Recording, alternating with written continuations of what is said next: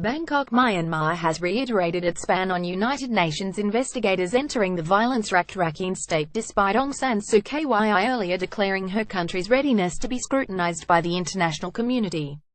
Marzuki Darusman, head of the fact-finding mission backed by Australia, told the UN Human Rights Council in Geneva that his investigators needed full and unfettered access to Myanmar.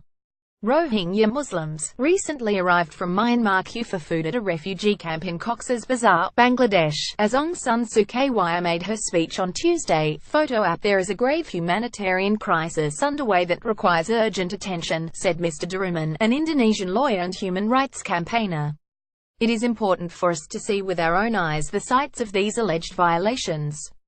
But only hours after Myanmar's de facto leader made the comments in a televised speech, her country's representative on the council, Htin Lin, reasserted his government's position of disassociating from the investigation, saying Myanmar authorities were targeting terrorists to restore peace, law and order. We continue to believe that instituting such a mission is not a helpful course of action in solving the already intricate Rakhine issue, Mr. Lin said. In March, the Turnbull government co-sponsored a resolution to set up the investigation into atrocities against Rohingya Muslims, including mass rapes, torture and slaughter including of children. The crisis dramatically worsened 3 weeks ago when Myanmar security forces launched a sweeping offensive against Rohingya villages in response to Muslim insurgent attacks on about 30 police posts. Myanmar's State Councillor Aung San Suu Kyi delivers a televised speech to the nation on Tuesday. Photo app. The UN has described the latest attacks on Rohingya as textbook ethnic cleansing as 420,000 of them fled Rakhine to camps and squatter settlements on the Bangladesh border, creating Asia's worst humanitarian crisis in decades. Survivors and human rights groups have documented Myanmar security forces and Buddhist vigilante mobs shooting Rohingya civilians as they fled, as well as witness accounts of rapes and torching of more than 1,000 villages. Rohingya Muslim men, who crossed over from Myanmar into Bangladesh, wait for their turn to collect food. Photo app. Mr. Darusman's team was charged with investigating what a UN report in February said amounted to a calculated policy of terror under the guise of a military lockdown of Rohingya villages months earlier.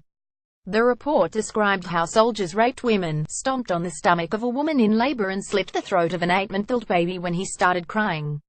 A Rohingya Muslim family walk with their belongings to find another shelter after their Bangladesh camp was inundated. Photo app. In his comments to the Human Rights Council, Mr. Darusman said investigators who started their work in August have arrived in Bangladesh to verify reports of the latest violence. What they have come up with reflects in general the reporting of the international media so far, he said, adding we continue to hold hope that our access to the country at one point will be resolved. Ms. Suu Kyi's speech on Tuesday was aimed at rebutting international condemnation of the military's offensive, including from fellow Nobel laureates. She condemned all human rights abuses in the state and said that her government was ready to allow Rohingya to return from Bangladesh. But the speech stoked further international condemnation. Amnesty International said Ms. Suu Kyi was burying her head in the sand.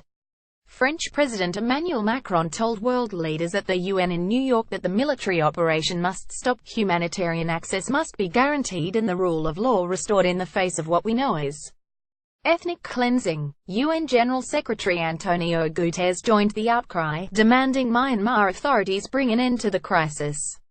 They must also address the grievances of the Rohingya, whose status has been left unresolved for far too long. Myanmar refuses to recognize more than 1 million Rohingya as citizens and denies them other basic rights. They consider them illegal immigrants from Bangladesh, but historians say the ethnic minority has lived in Myanmar since the 12th century.